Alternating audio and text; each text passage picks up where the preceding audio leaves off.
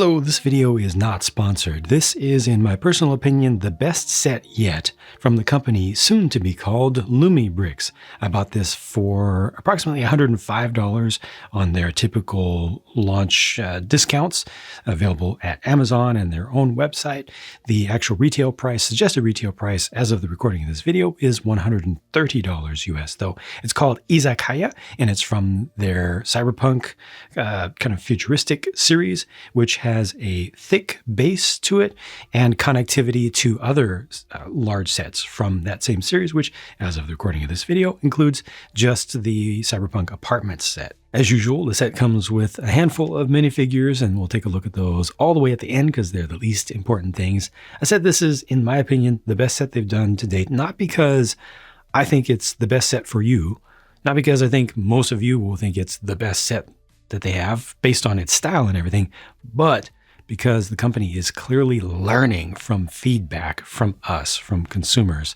We've seen them responding in social media and such to feedback, to criticism especially, and I'm seeing the results of them taking that feedback to heart and using it in an actionable way, such as the positions of lights, the way that they're connecting lights, the lengths of wires, a lot of fundamental small details that are really important that make the difference between something being frustrating or just okay and really, really good. Yeah, a lot of that has been progressed, I'd say. They've leveled up quite a bit. Even just since the last major wave of releases that they've done.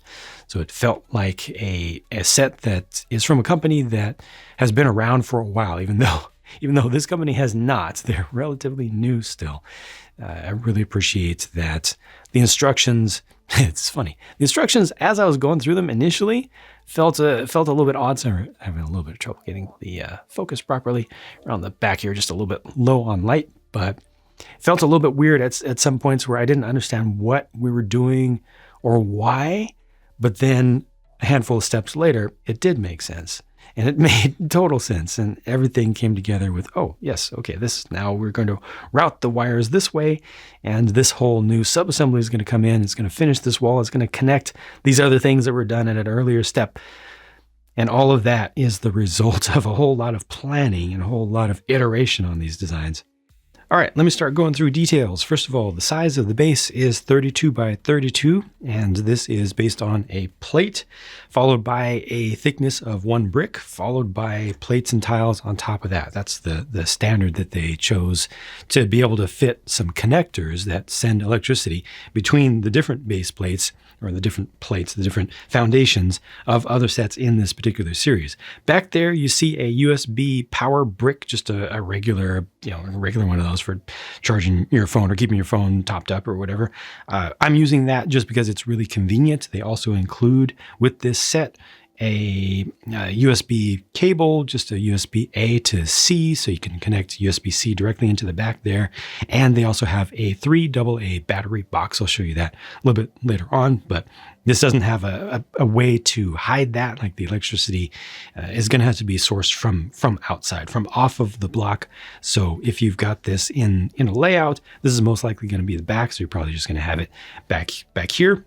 Or I strongly recommend using continuous power so that you don't have to worry about recharging batteries all of the time. So they've got a connector over here to a different plate, and they've got a connector over here to a different plate. There's also this section right here, which I'll take out later. Let me get in closer, starting from the top.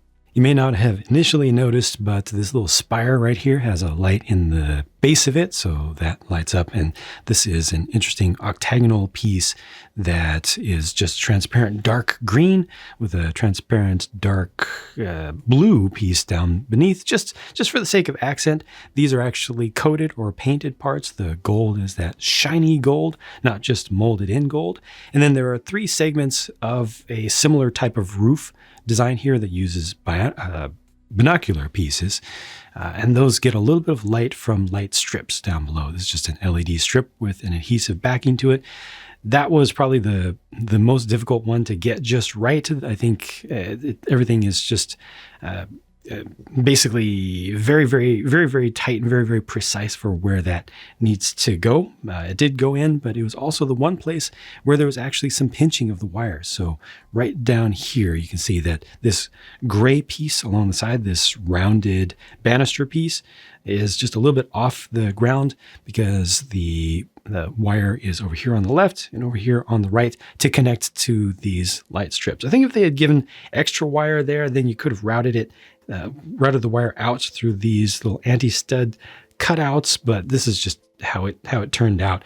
It definitely was able to reach to the spots for the placement of either of the light strips just fine. But that's the one thing that was the least perfect, I'd say, about the final fit and fitment. Down beneath that is a wonderful glow tube. It's not EL wire. It's just a mostly transparent, but slightly translucent. So very slightly frosted, flexible piece of just a flexible plastic that goes into a stud on the side brick over here that has an LED in it. And then there's one on the other side that has an LED in it, and it glows beautifully. This one I did trim down a little bit, and they do recommend, I've seen it in other sets, earlier sets as well, just cut it down if they give you a little bit too much, and they're usually going to give you more rather than too little.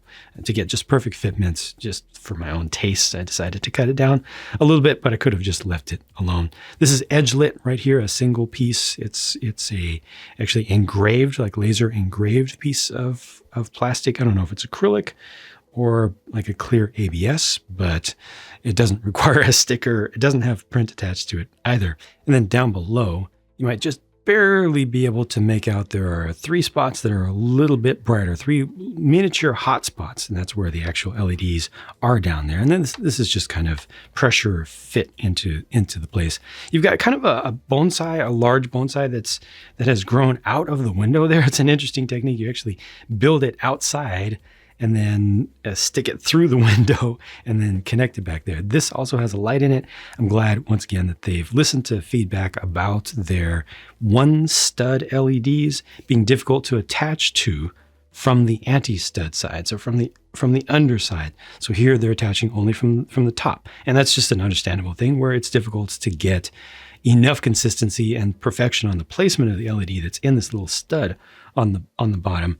And so just don't attach anything to it. Just design things that don't get attached to the bottom, because so much of that is filled up with electronics. These doors are actually printed on both sides, which is a nice luxury. Completely did not expect that. Different print over here, but printed on both sides. So when you see it from the inside, and they do slide as well, when you see it from the inside, you're still seeing the full depth and strength of the decoration there. You've got the covered pieces or painted parts here coated, I guess, in the bright silver, and also more with the trim in gold over there.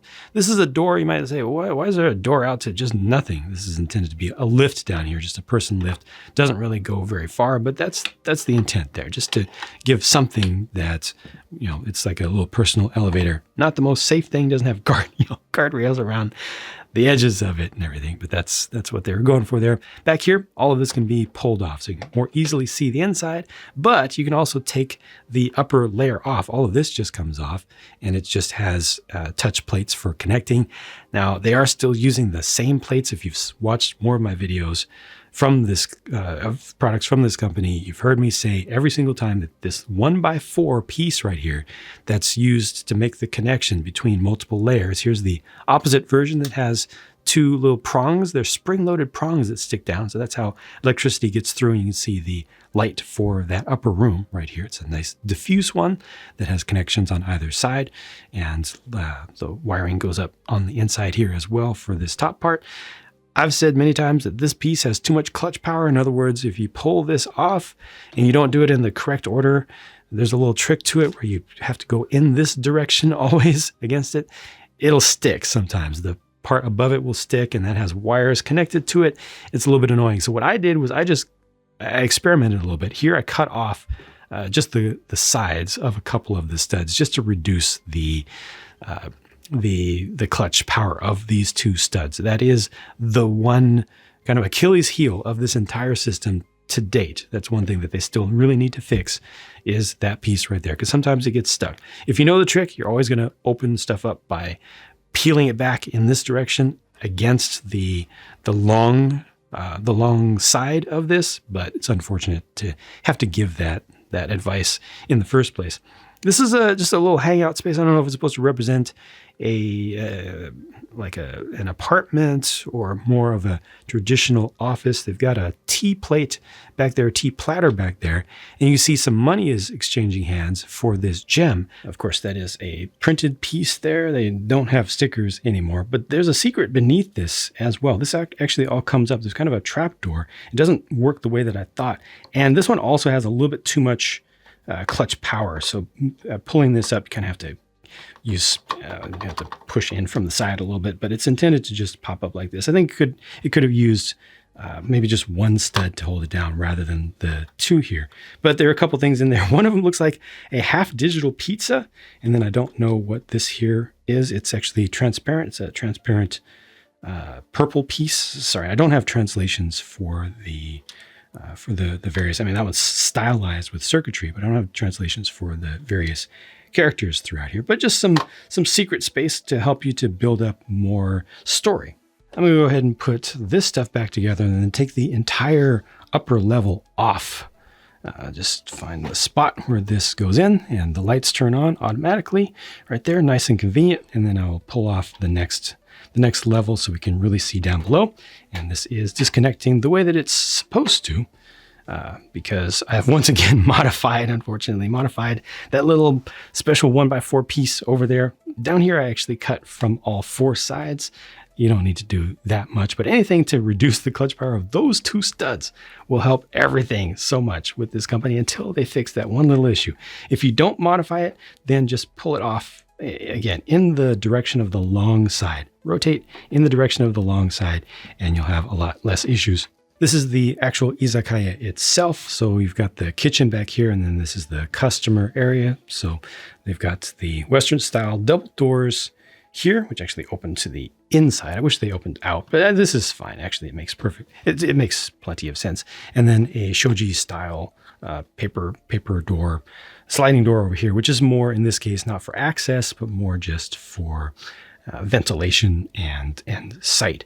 So consumer spots to sit right there. And then this side wall has details on it, which I can show you separately because this side wall actually comes off so that you don't have to open up the entire building to see the inside of it. You don't have to take the upper levels off to see inside of it, just get a peek.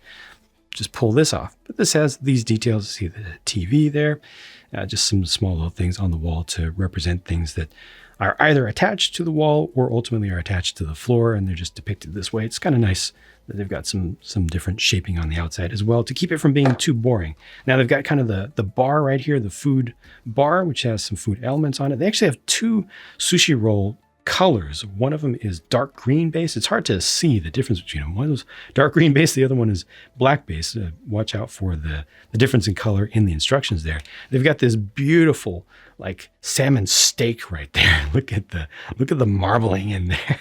It's just a beautiful printed piece. An effects style LED is used up above, which is lighting up the sign on the other side. There's also a door back here for access for staff, and then just a few more details on the back there. Nice hiding or routing of the wires once again. And then here is the refrigerator, which has a bunch of stuff in it, which you get to really enjoy putting together and stacking that up. There's a fish in there. There's a dark red colored lobster in there as well.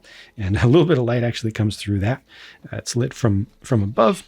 And the threshold right here is also coated parts. So the kind of bright aluminum style of look, the nice bright metallic, as opposed to, for example, the cleaver that is just a regular molded silver. So now that you have all of that context, here's another look at it from the outside. You can see there's also just a walk-up bar to quickly order food from the street, and there are a couple little seats there as well. This sign is printed, the one that has the effects RGB LED in it. And when you open the doors, that's how much visibility you get. You can also rotate these up a little bit to see in just a little bit better. And then around this side, with this removed, you can see, yeah, I mean, again, you don't need to remove the upper levels to basically be able to continue to appreciate all the details that you've built. You can even see some of the good stuff in the kitchen, including that wonderful salmon, without taking anything apart, just opening stuff that's there. Now, this over here is its own thing. This is an automated ramen kiosk. And under here is actually the seating for customers. It's a little bit difficult to see. Not really many angles let you see it that well. So I'll just take advantage of a good design feature where you can simply take this wall off again, without having to take the actual building apart. Take the wall off. You see that nice transparent yellow colored window right there. And this is what you weren't seeing on the inside. It's not too much. Got the little bird there, which is actually not a bird at all. It's a surveillance drone. Nice reference there. And here's some of the food. So you got a big bowl of ramen there. And they're using Daruma bots. So you see the head. Now that's supposed to be the chef. Unfortunately, there's supposed to be a chef's little cap on top. It just doesn't attach very well. That's one thing that was a little bit off on this one. Let's see if I can grab an extra that I've got off to the side that's supposed to be there. Sorry, my voice is going away for a second, but it's supposed to be one of these. It's supposed to be on top, and it just doesn't attach very long. It's just not, it doesn't quite have the room. Like I can set it there, but see, it kind of popped itself off.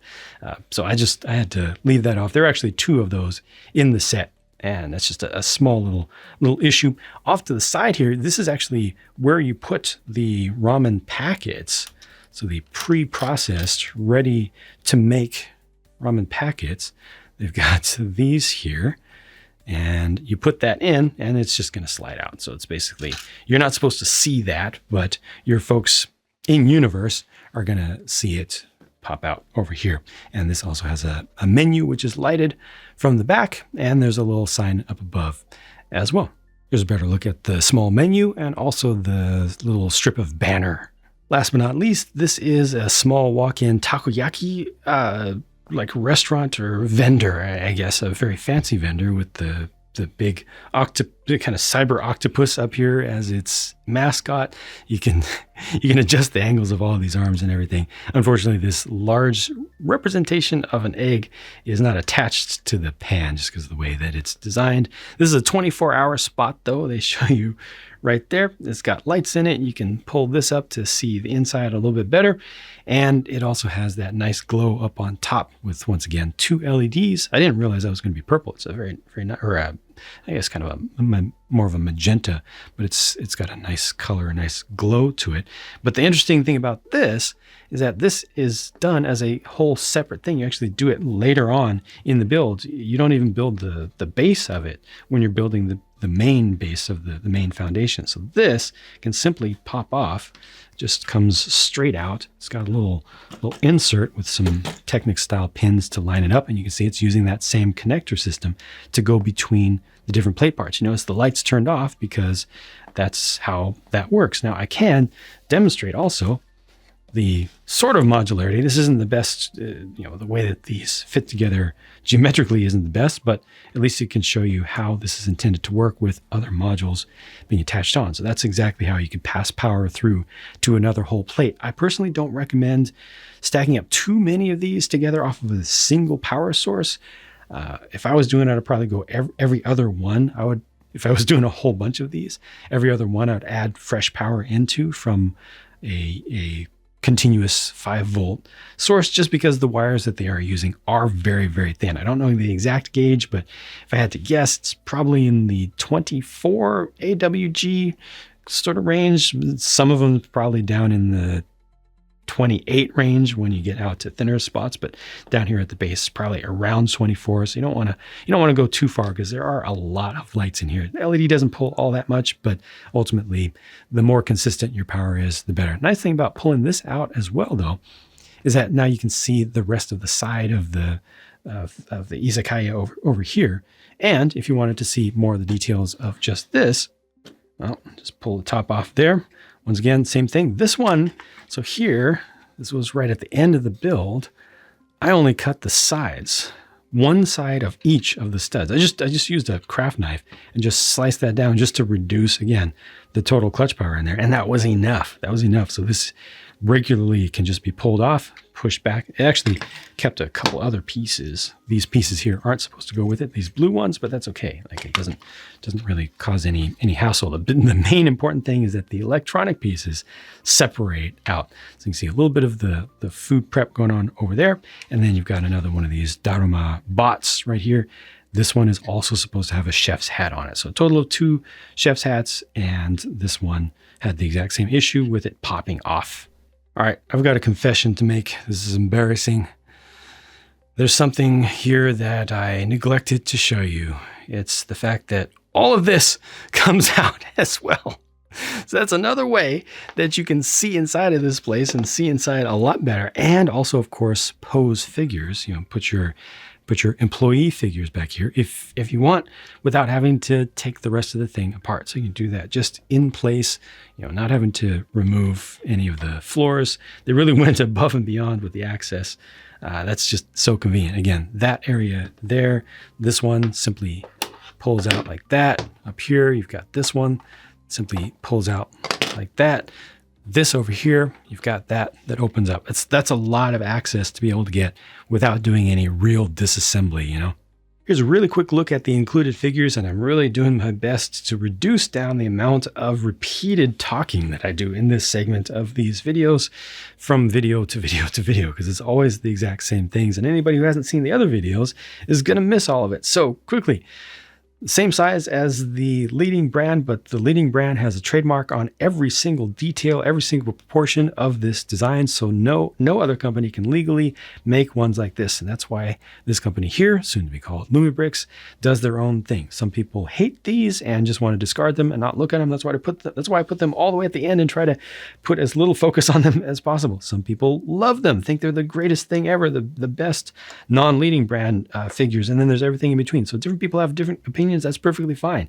At the very least, their headgear pieces are compatible with the leading brand. So if you want to swap them out, you're good to go. Of course, they've got all prints. They are articulated. A lot of people automatically assume that they are, for some reason, that they are not articulated. They've got independent legs. The arms go up and down. They actually have a little bit of possible waist rotation where you can rotate like that.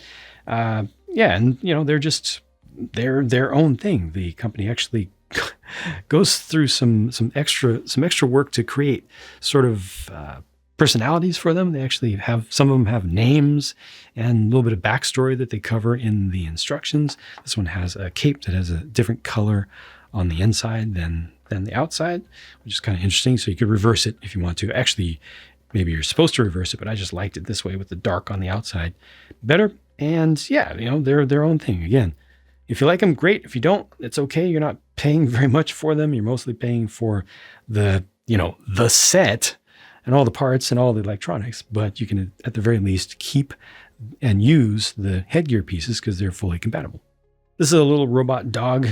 You can probably pose it a little bit better than I've done here. Probably come up with something that makes a little bit more sense, but you see it's got a suggestion of eyes there with the print, and like the head, you know, it's got a little bit of articulation of its own, but it's kind of, I don't know. It's cool that they tried a little interesting, different thing that meets the theme. Just doesn't look that great to me personally. It's all right.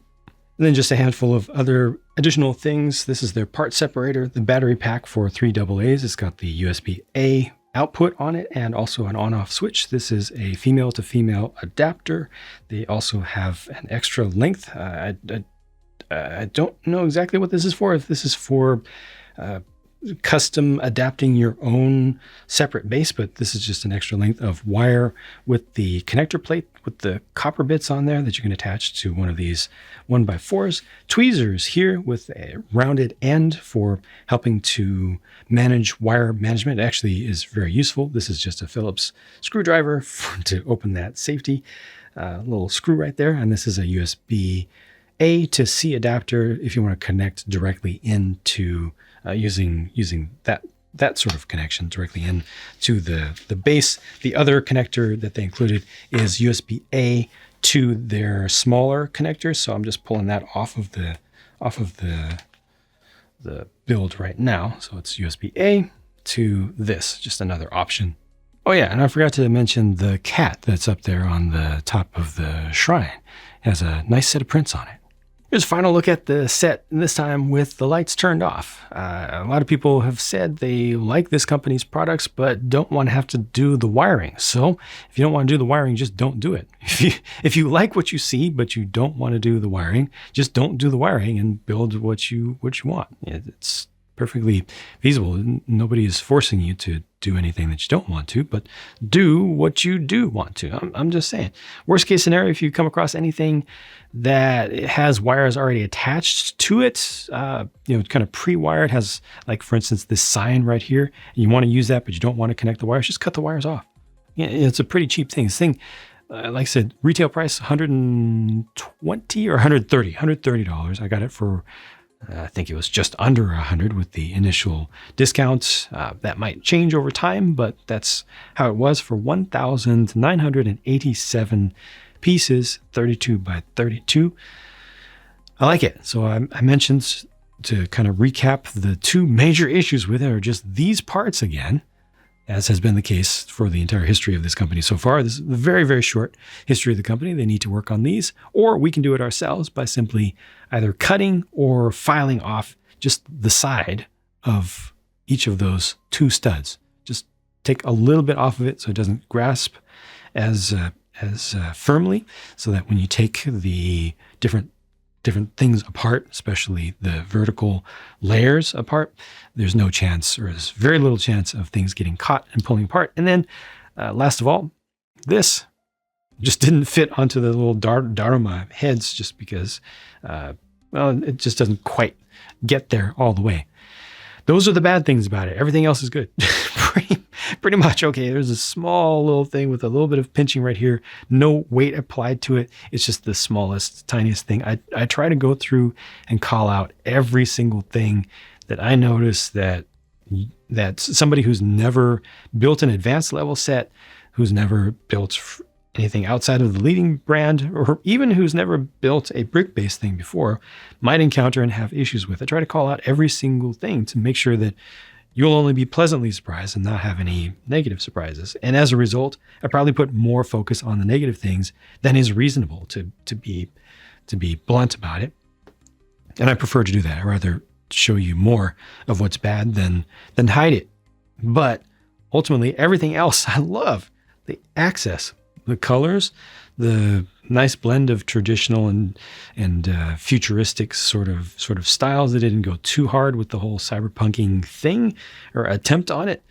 It feels like it would be fairly easy to make this realistic. Not too many things you have to change to make it feel more realistic. As a matter of fact, you probably don't have to change anything now that I think about it, except for the figures a little bit.